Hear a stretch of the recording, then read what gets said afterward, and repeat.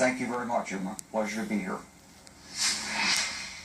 I think under the leadership of Barack Obama and Hillary Clinton, the generals have been reduced to rubble. They have been reduced to a point where it's embarrassing for our country.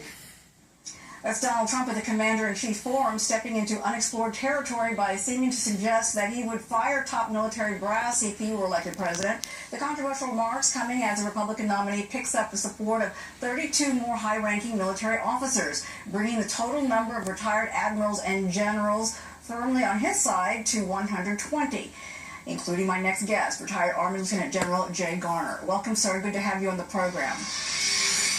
You know, it's really an honor to be here among the basket of deplorables, you know.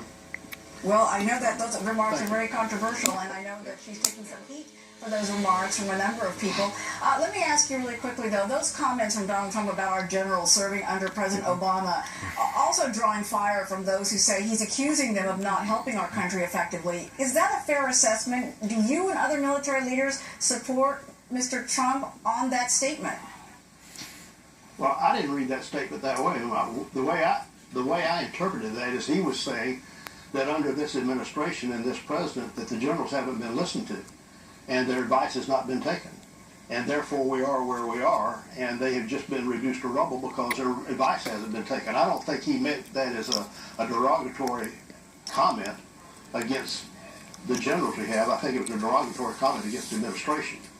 Let me ask you about Mr. Trump's open affection for Vladimir Putin. Many Americans now see the Russian leader, the former head of the KGB, who runs Russia with a firm hand, as someone to be wary of. Does Mr. Trump believe that he can engage Putin in a way that can benefit our relationship? Because there are critics who say Putin is playing Trump, since he would really be happy to see NATO break up and reestablish Russian control over Eastern Europe. How do you see it? Well, first of all, I don't know what Mr. Trump's thinking, and I don't know what Mr. Putin's thinking, but I can tell you this. Mr. Trump is not the one to hit the reset button with Russia, number one. Number two, we just today, I think we're concluding a treaty with the Russians with regard to Syria, and I think we better be very, very careful of that, because every time we've had a treaty under this administration, we've given away massive things. So does that mean now that we are aligned with Assad, we're going to support him, who we said had to leave? Does that mean we're going to turn our back on the Kurds, who have been our best fighters? Does that mean we're going to turn our back on the Syrian rebels who we've been supporting? Does it mean that we're in alliance now with Iran, Assad, and Hezbollah, which is a Shia alliance, when nearly all of our Arab allies are Sunnis? And why would we want to be in a Shia alliance when 85% of the Middle East is Sunni? I mean, but let me ask you specifically, though, about the relationship that he wants to carve out with Mr. Putin.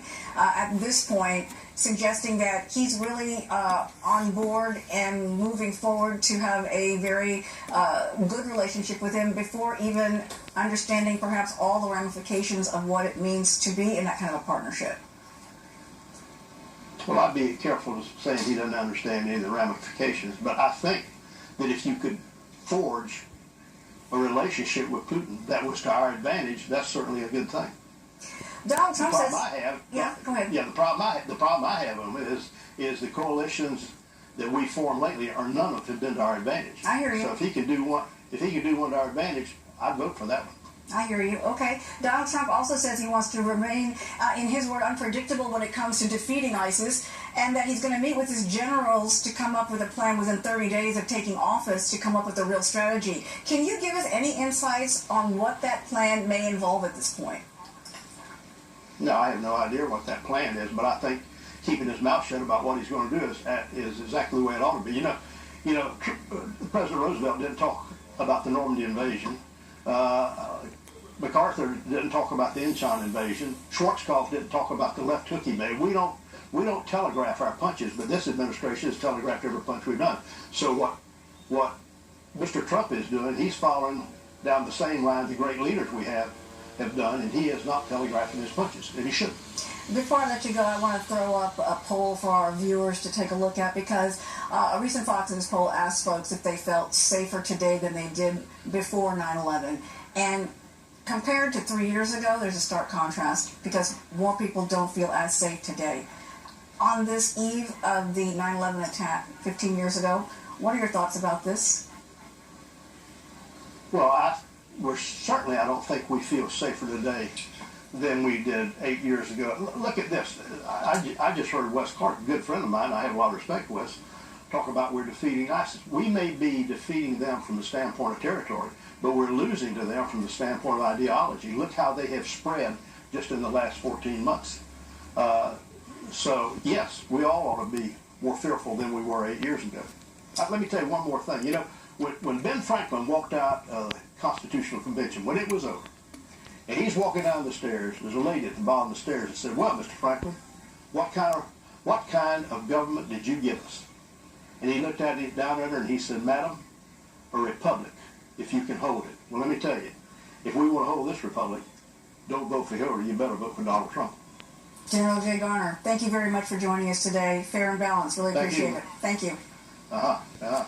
And now we want to hear from you. Do you feel safe or less safe since the 9/11 attacks 15 years ago? I'd like to hear from you. You can tweet me your answers at Uma Pemaraju, and I'll try to get to some of those before the end of the show.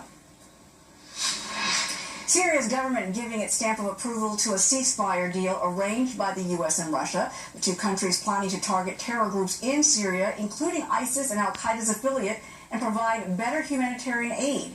The nationwide truce going into effect at sundown on Monday.